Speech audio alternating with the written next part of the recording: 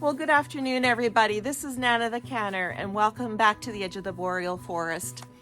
Today, I decided that I was going to film my first canning video for the new series, Let's Can. And when I started filming this morning, and when the project went very well, but when I finished filming, I went back to the very beginning and started to look at it, and I was going to start editing it. And I realized that I was so very nervous that it didn't sit well with me. It just was not a good introduction at all. So I decided that I'm going to refilm the beginning, and I'm very happy and pleased that I am doing this because you can see the excitement and you can hear the excitement in my voice over the canning project that I just finished. Today we did make rhubarb jam, and the reason why I started with rhubarb jam is because we're almost out down in the pantry. When I had first started making rhubarb jam, I would make several batches at a time, and then I would store them down in the pantry. But I found as time went, that the color in the jam would fade, and it didn't look as appealing as it usually did when we first canned it. And when you have grandchildren, you have to make things like rhubarb appealing to them. So what I started doing is, once that particular bunch was used up, I started to use frozen rhubarb. And so this is the reason why I'm canning rhubarb jam in March, is because I'm using frozen rhubarb from the freezer, and it really does work very well. So I wanted to show you what I used. It's basically, for the recipe, it's 1.5 pounds of frozen rhubarb that has been harvested from the garden and washed and chopped up into 1/2-inch pieces. And this is what we're going to use, or what we have used for the recipe. So now that the recipe is finished, I want to take you all back in time so that I can show you my very first canning video. And I hope that you really do truly enjoy it, because I enjoyed making it for everyone. See you in a bit.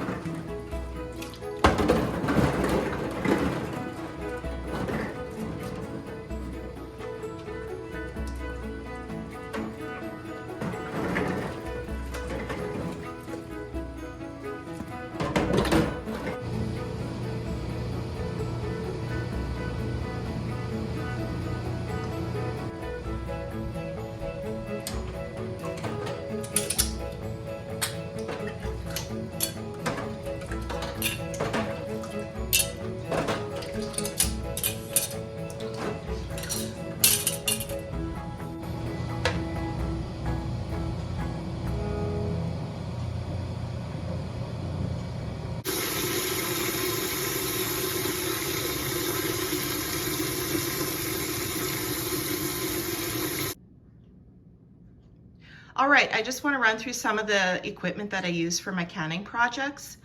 This is an electric canner. This is the Ball Fresh Tech electric canner.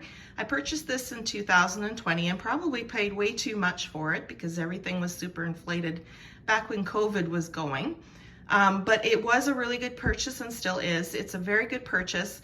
I like it because I can free up space on my stove top without putting the traditional canners on top of the stove and using them. I can free up the space for other projects I might be doing, or for cooking meals.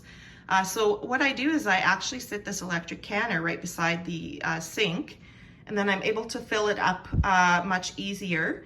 And then when my canning project is done, it's got the spout on the side that you can actually just drain out the canner even if the water is still very hot. So it works perfectly right beside the sink.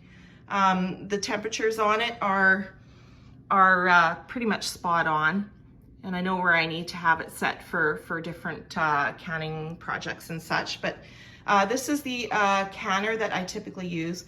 I would probably do other projects with the traditional canner on the stovetop, but this is what we're going to use today. Okay, so run through some of the other important items, equipment that you need for canning. You'll need a canning scoop, basically just like a big deep spoon. And this one works very well. I got this off of Amazon. It was recommended by quite a few canning YouTubers. So yeah, I like it because it's deep, and it's also got this piece here that you can actually just set it on the edge of a bowl or set it on the edge of the pot, and it'll just kind of hang there, and you're not really having to set it right down on the counter every time. So if you don't have something like this, you can just use a soup ladle. That will work.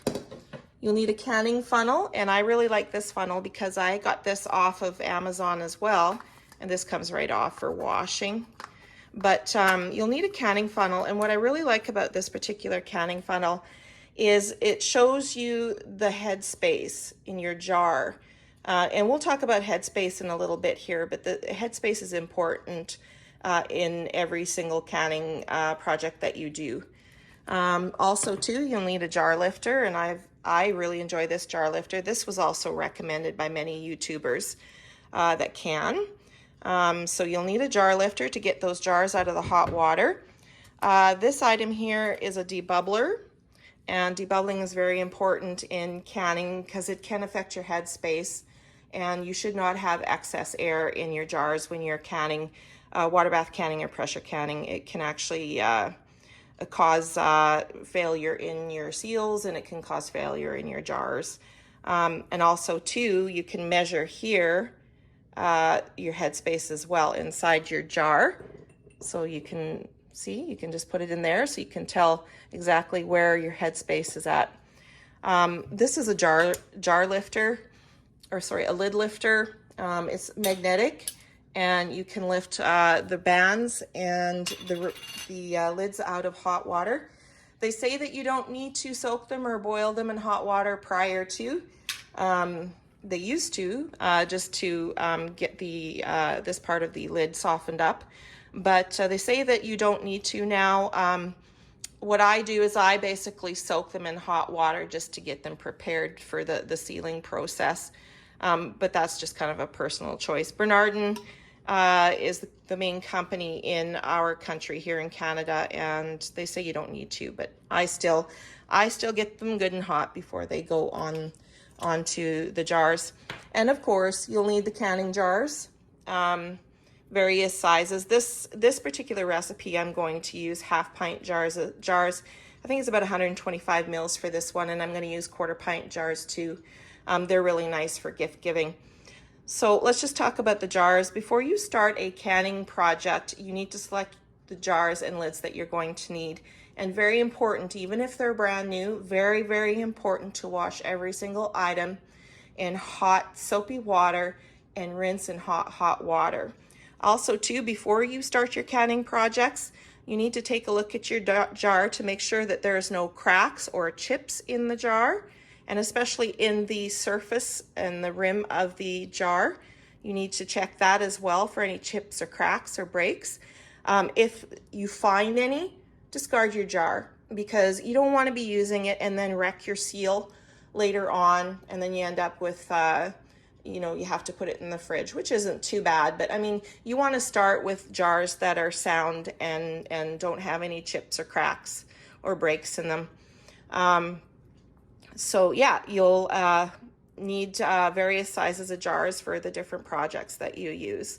So like I said, I have half-pint and quarter-pint jars that we're going to be using today. So those are the most important items that you need for a canning project. There'll be others along the way, but this is just the primary items that you need for now.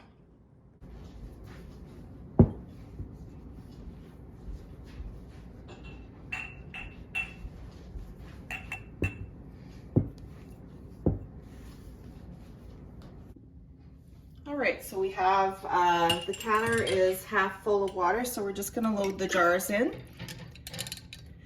When you're, you don't necessarily have to sterilize the jars, just as long as you're being processed for 15 minutes after you've put your jam in there.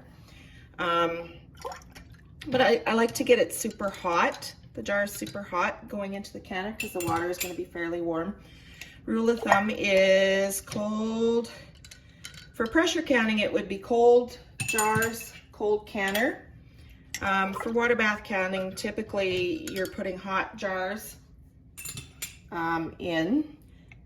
and you want hot water. But we're just gonna start these jars up and get them heated up, and then we'll fill them and then put them back in when we process them. The reason for making sure that the jars are the same temperature as your canner is because if there's a large difference, for example, you have cold water in your canner and you're putting hot jars in, you risk breaking the jar right off the hop. It'll just bust on you if there's even any little bit of a defect in it. So you always want to have the jars going into the canner the same temperature as what the canner is, or close to it, to help prevent that breakage. Okay, so I've got the canner on high. We're going to heat up these jars, and I'll put the lid on it as well, and we're going to prep our lids.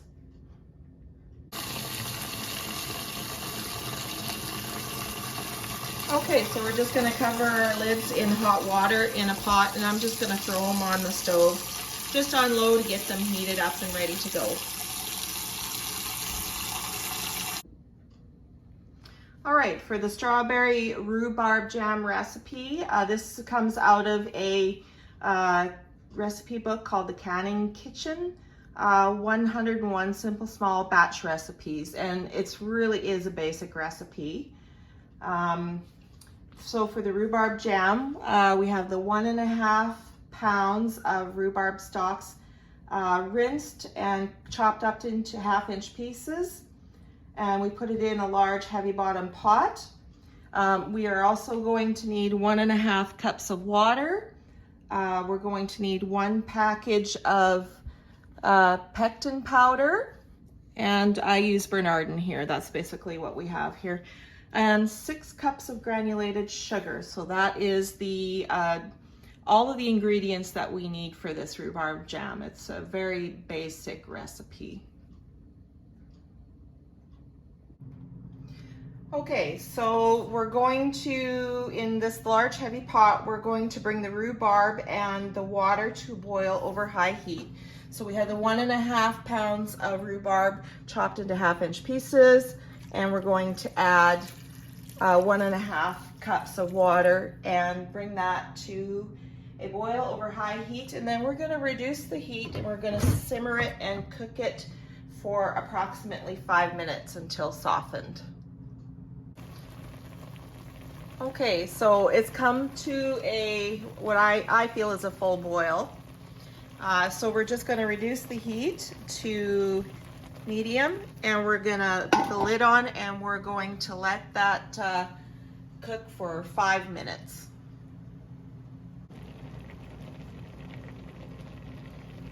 Okay, so it's been about 5 minutes, and it is soft, and I have a few peeps in my family who don't like big chunks in their jam, so I'm just going to take just a potato masher and just gently break it apart. You don't have to do that if you like large chunks in your jam. It's perfectly fine, but I have a couple people that don't really like the big chunks. So the next thing we're going to do is we're going to stir in the pectin powder because it's been 5 minutes on medium. So we're going to stir in the pectin powder, and we're going to continue. We're going to continue to cook covered for 2 minutes, and then we'll move on to the sugar. So we'll stir this in. A little bit at a time here.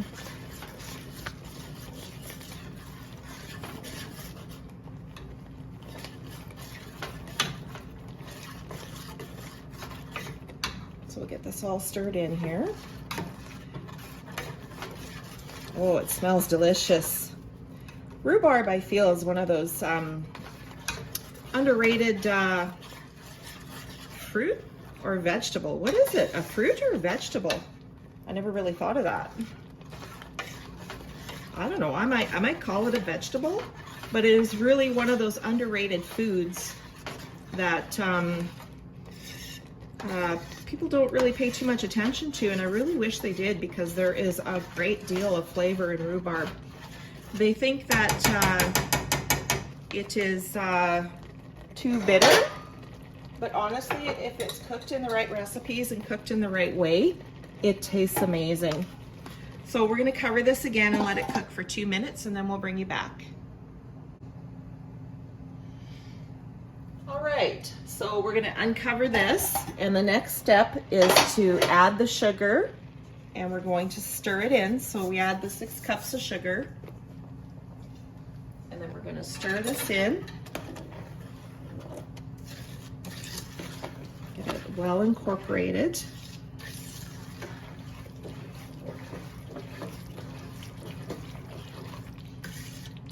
Oh my goodness. This is going to be delicious.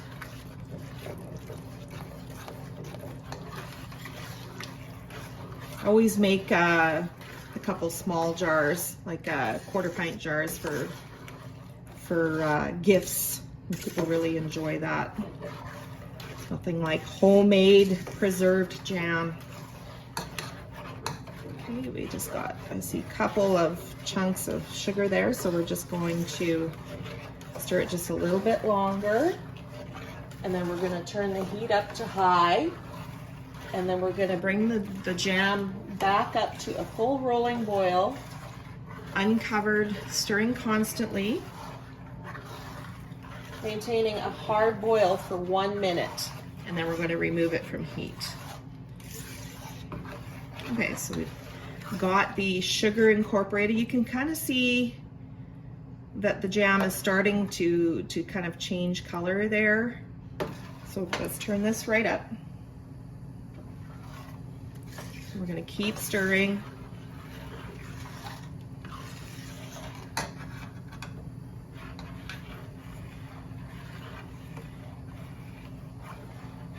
So stirring constantly. And our goal is to maintain a hard, foamy, rolling boil for 1 minute. So we want to make sure that that doesn't burn to the bottom of the pot there.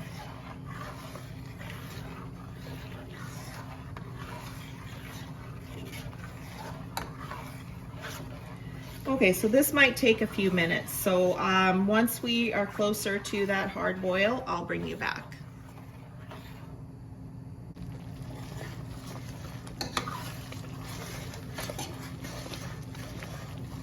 All right, so we're coming back up to this hard, foamy boil, and it's a boil basically that you can't really stir down. So we're gonna mark the time, and we're going to do this hard boil for 1 minute.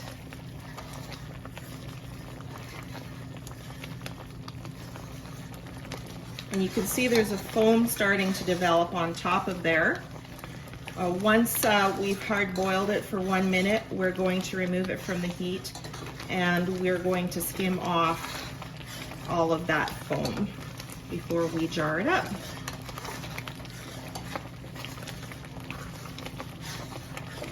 Continue to stir so that it doesn't burn to the bottom.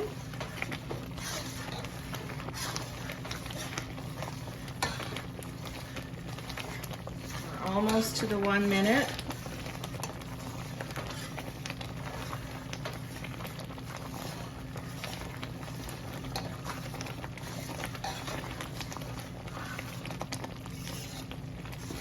Looking good.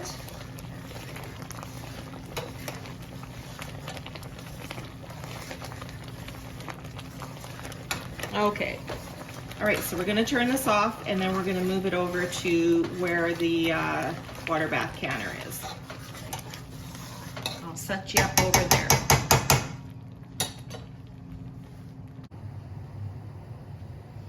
Okay, so we're gonna skim the foam off of the top. There isn't too much on here, so I'm very pleased with it. I mean, you don't have to, but it looks much better in the jar if you skim the foam off. So we'll just bring it to the edge here, and then scoop it up. There isn't really much at all. Just gonna stir it.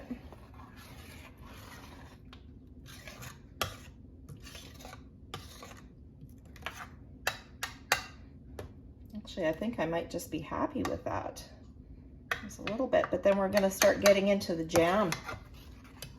So I'm gonna be happy with that. I mean, it's not imperative that you skim all the foam off, but like it'll look better in your jar. Not really much at all there, eh? You see that? Not much at all. Okay, so we'll move the jar over. I want to leave it on here though, just one moment.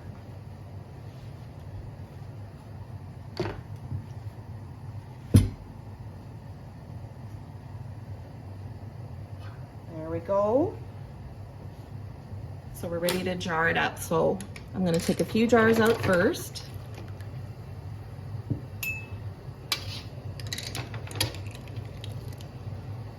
Because I use probably about 3 jars at a time, and you'll see why here.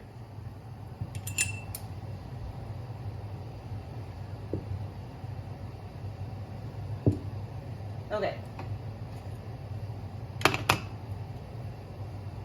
We need our debubbler. All right.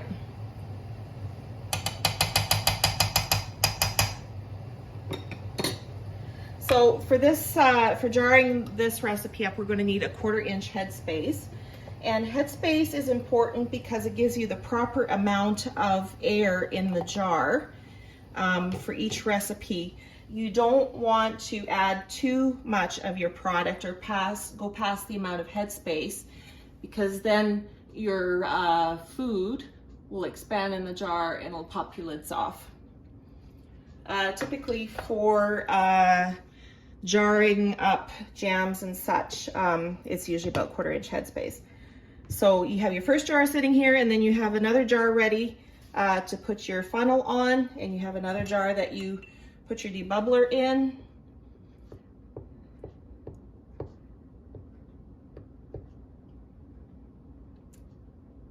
That looks good. Typically jams and jellies don't have a whole lot of bubbles in them. I'm just looking for my other one here. Let's see here. So that's approximately a 1/4 inch of headspace. So that's the right amount of jam to have in that jar.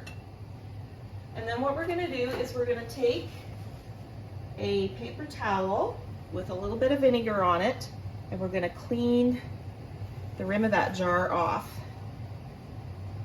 really good, so that there's nothing sticky on it that will affect the seal. All right, then we're gonna grab a lid, place it on top of the jar. Kind of takes a few times to get your rhythm. I haven't done a canning project since last fall, so it'll take a little bit of time. Hot, hot, hot. All right, tighten your lid just to fingertip tight, because you want for the air to be able to come out as it expands. And then once it's done processing in the canner and it cools, it will suck down the seal, and that's how it gets sealed. So just fingertip tight those bands, and then back into the canner with it to keep it warm while we jar up the rest. Okay, so you're gonna bring the next jar forward. You're gonna grab a new jar out of the canner and get it ready. Set it right there. Stir.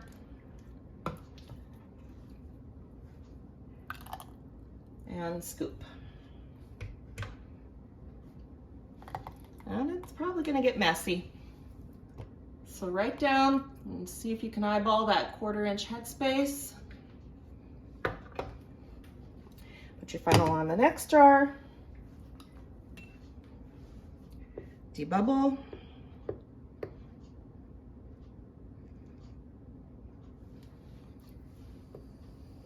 Oh, we could use a little bit more in there, actually.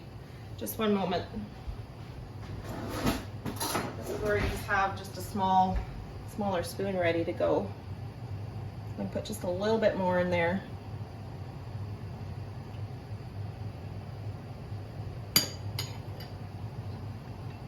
Get that 1/4 inch headspace. Much better. All right, grab your paper towel. Wet it with the vinegar. Wipe your rim.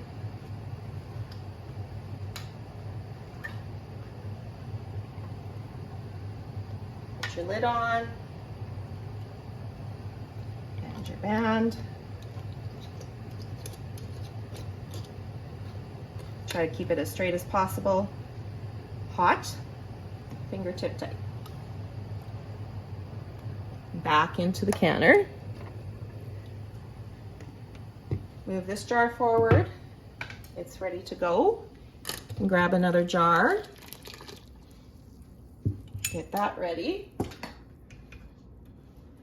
And as you do this, you'll learn the process, and it become easier and easier every time, to the point where it's actually like you could do it in your sleep. Okay. Debubble.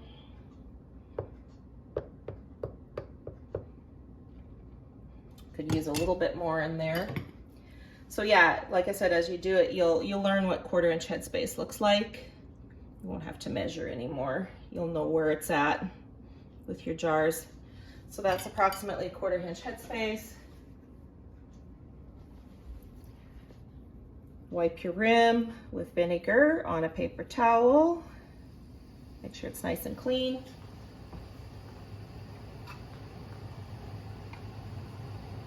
Put your lid on there. And your band. Fingertip tight. Good, perfect. Okay, and back into the jar with this one, and we'll continue to fill the jars in this manner. And when I'm done filling the jars, I will bring you back and show you in the canner. Okay, so this particular recipe, it said in my recipe book that it made 6 pints. So I had taken out quite a few more jars than what I needed, but really it makes 6 half pints with a little bit left, which I just put in a 1/4 pint jar. And this is what we'll taste on toast later. But that's what it looks like, and it's really starting to set up quite nicely. So now, because these are going to be stored for a while and not in the fridge, we're going to process them for 15 minutes at a rolling boil, and then they'll be processed and they will come out of the canner, and they should seal up pretty quick, and we'll let them cool.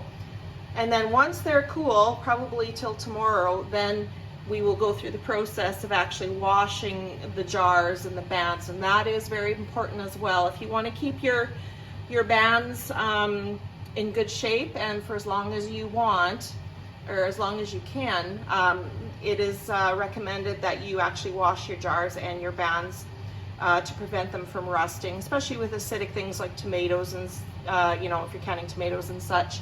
But that will be a process that we'll do either later on tonight or tomorrow. But we're just going to let this canner come up to a boil, and then we're going to start timing for 15 minutes. And then when we bring them out of the canner, I will show you, and we'll go from there.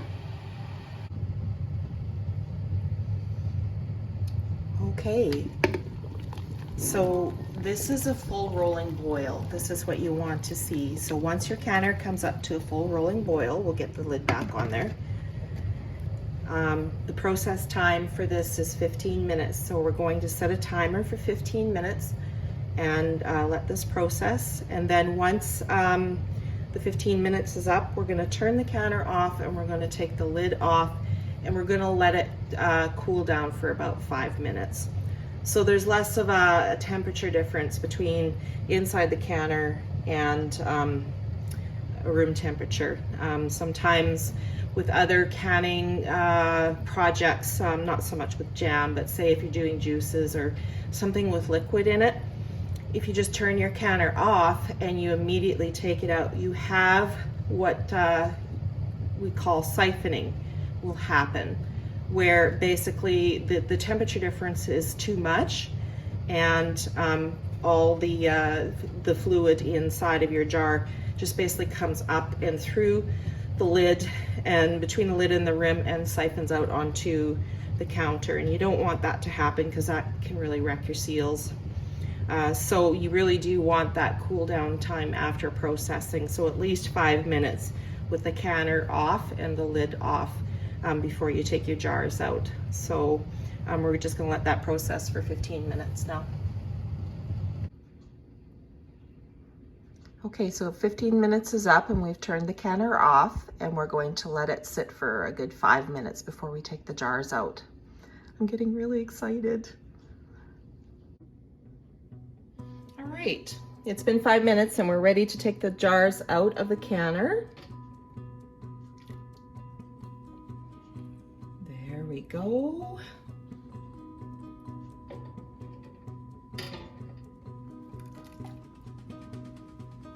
Oh, this is gonna taste delicious on toast, on biscuits, on home-baked fresh bread.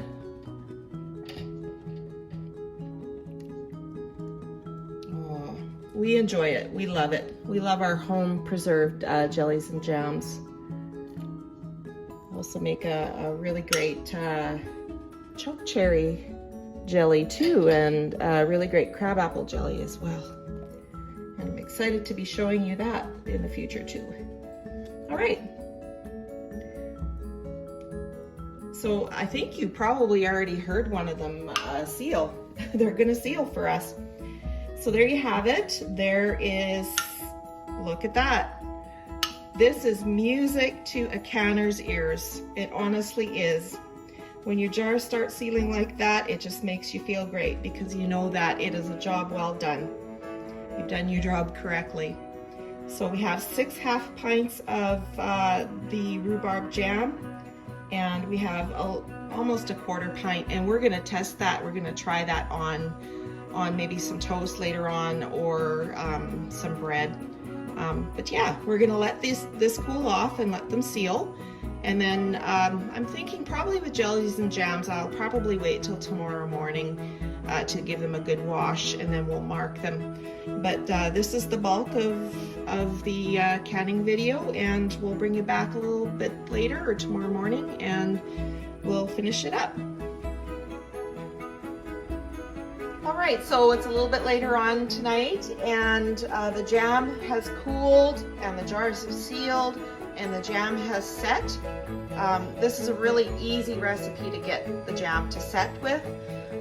So I took and I went ahead and I washed up the jars real good, and I dried them and I marked them. Always mark them. You say you're gonna remember what they are, but honestly later on you don't. And it's up to you whether you want to put the bands back on or not. There's a bit of a controversy over that. Some people say you shouldn't put the bands back on, because then you can actually tell if your jars have become unsealed or not. They say that sometimes when you put the bands back on, they can unseal, and then with temperature changes, they can reseal. So do your research, decide yourself what you want to do in regards to the bands. You can either leave them on if you feel it's safe enough, or you can just leave them off, and you can actually use those bands for other canning projects in the meantime. But that's totally up to you. So yes, mark them, wash them, mark them, and then they're ready to store. And we had that bit of jam left that we put in that 1/4 pint jar, and I have a homemade bun here, and I just wanted to show you what the jam looks like and how well it's set up. So you can see that it's holding form and it's set up quite nicely. It's a beautiful pink color. Doesn't that look gorgeous? And then I'll just show you on a homemade bun, buttered bun, how well it spreads. Look at that. Doesn't that look delicious? Hard to do from behind a camera. There we go, guys. So I really hope that you enjoyed the video, and I really hope that you do make this rhubarb jam. It really is simple once you get the hang of it. And I hope that you enjoyed my very first canning video, because I really enjoyed making it for you. Thank you so very much for watching. If you're still here, thank you very much for watching to the end, and take care and God bless.